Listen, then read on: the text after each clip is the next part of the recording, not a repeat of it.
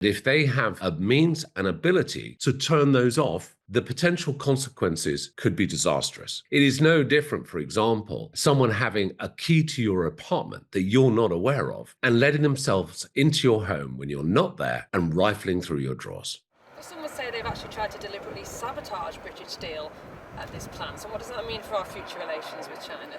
Well, we haven't seen any evidence of that, but what we have said is that the future of British Steel was crucial to our economy going forward, crucial for our national security, and that's why the government stepped in.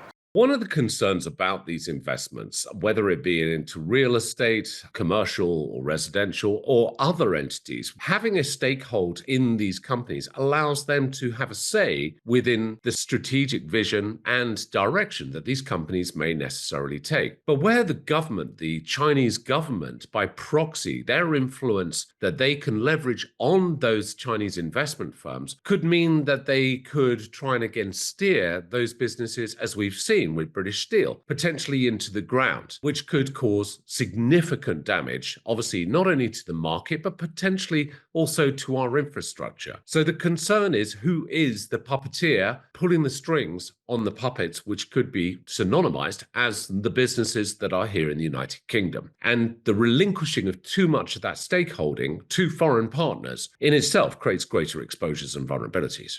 存量政策和增量政策呢，协同效应呢不断增强。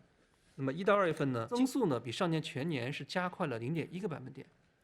其中呢， Logical, where they have 60% stake and other Chinese investors own 30%. Hinkley Point nuclear plant, UK power networks, owned by Chinese business mogul Li Ka-shing. 3UK, again owned by Li Ka-shing. Green King, owned by Li Ka-shing. Northumbrian Water, Clark's Shoes, Neptune Energy, Heathrow Airport, Thames Water. These are just a few of the many companies that there is a Chinese ownership of significance or certainly influence. Very few people will be necessarily aware that landmarks like the Walkie-Talkie building in London and the Leadenhall building are both owned by Chinese entities, which by proxy means that they're owned by the Chinese government. So in terms of how the CCP, the Chinese Communist Party, operates overseas, in the simplest terms, it is using a cover. It's using a front. It is using a company that will, in many cases, appear entirely legitimate, and maybe in many regards entirely legitimate, other than the fact that the Chinese state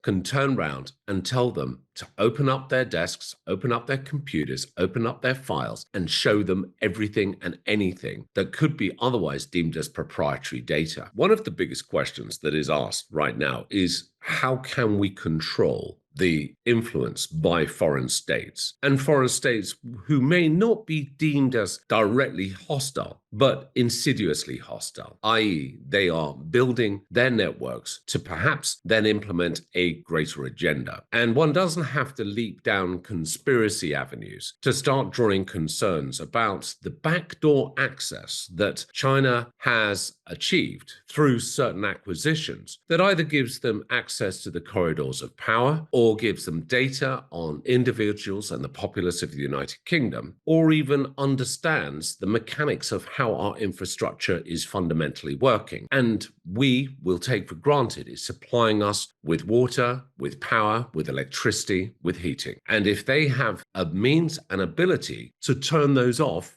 the potential consequences could be disastrous.